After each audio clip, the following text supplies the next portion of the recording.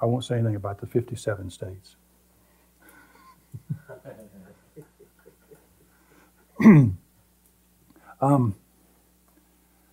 And so if you start looking at their language, everything is made up of basically two syllables, two-letter syllables. And it's extremely rhythmic when you start getting into it. But let's just take the word Hawaii and break it down. And the key word here, go ahead, it's your turn. Oh, is ha. Ha means 4, increments of 4, cycles of 4, breath, exhale, life.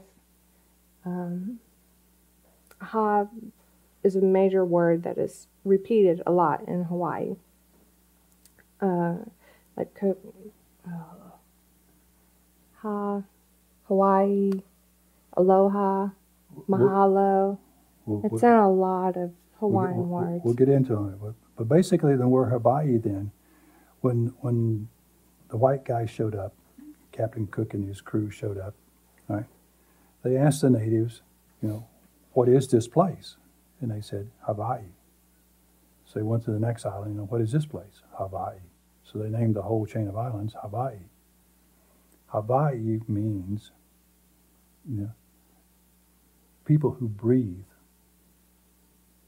The land of the people who breathe. The land of energy, the land of breath. They knew that breathing was energy. Okay? Supreme life which flows on the breath. Yeah. The life which flows on the breath is what Hawaii means. Okay? And this comes to the next word that they label the white man. Today they refer to the white guy as the Haole. And it's pronounced Howlee or Ley. But the original Hawaiian spelling was H-A, ha,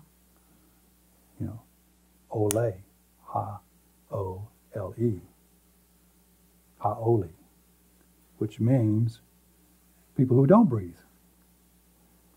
They watched the white man and they saw that they were all chest breathers. They didn't breathe from their stomach, right? And so they weren't able to generate energy. And they saw that they were energetically different in just the way they breathed. And so they called them haoles, which then the white man didn't know what that meant, and they ended up being labeled haoles. That's where that came from. All right. You go to the next common word you hear, and it's aloha. And what do you think aloha means? So what happens when you go there, right? Huh? Hello, and goodbye. Okay? And love and, Yeah, and so when you go there and you get off the airplane, they put a wreath around you, they say aloha. When you get ready to go or leave, they say aloha. Okay, but what does aloha really mean? It's got high in it, so it's something about breathing and energy, right?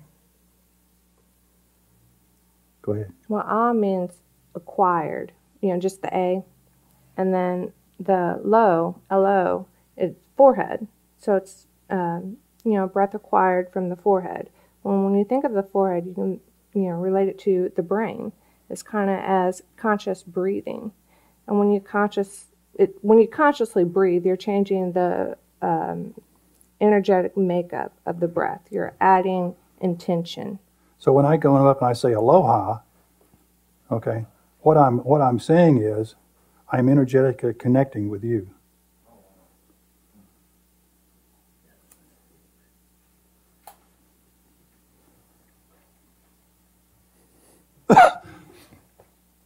Now that's very, very important, right?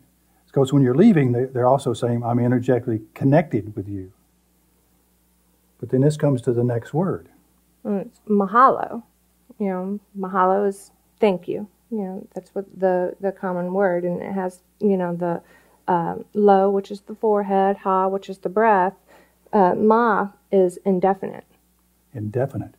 So if I just say, now we part, Al, so aloha, I'm indicating that I may never see you again and we may not be energetically connected.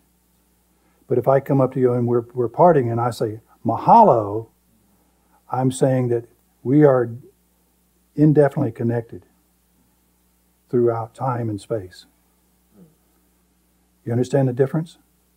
So if they didn't respect you and didn't expect you to see you again, they'll say aloha. If you really had become connected with them in a way that they perceived and liked and wanted and so forth and so on, and we're in the same energetic plane, then the salutation leaving is mahalo. Indefinite connection. Still talking about energy and the high in there. And so if you just take those 4 words, it gives you a whole different perspective of what the ancient Hawaiians were all about. All right? They understood energy, and they understood intent, and they put that intent indefinite right into it. And they put the intent right into, forehead to forehead. Okay. All right. Go ahead. Is there another one down there we want to put in there? I didn't have one written down. Okay. So we're done with those. With just those 4 ha words. Well, it's interesting. 4 words. Ha means 4. All right. Talk about a little bit about it from the martial arts point of view, as far as energy and connection and intent. You'll find a parallel. This is interesting. The Eastern parallel, maybe it has to do with being on the islands, the chi breathers, and you'll find that they breathe too down here in the belly. And when you watch a baby breathe, a baby sleeping on its back, you'll notice that its belly is rising up and down. But as we grow and get stressed out and get programmed away from our natural power, we become chest breathers. And we become very linear and linear thinkers. And that was the haole when we showed up, because we somehow in Western culture lost that connection to breathing and its power. But you'll see that parallel in the martial arts, and you'll find some, and I'm going to be sharing the words with you too, some of the similar terms.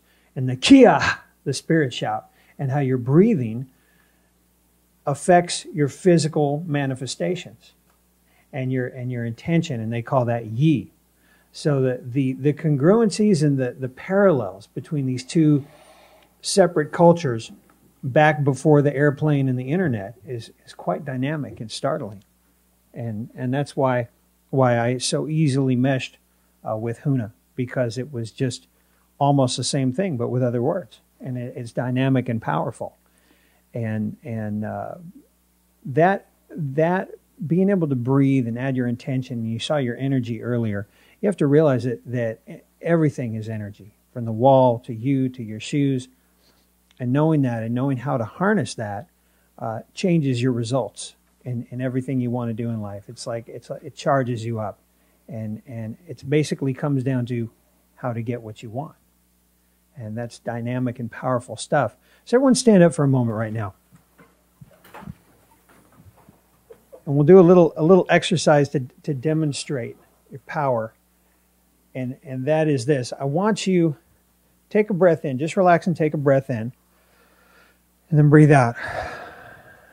Good, good. Now what I want you to do is I want you to go ahead and take a fast breath in. Good. Okay, now just relax. Now here's what I want you to do. I'm going to have you punch. And make sure you're away from people so you don't punch the guy in front of you. Okay?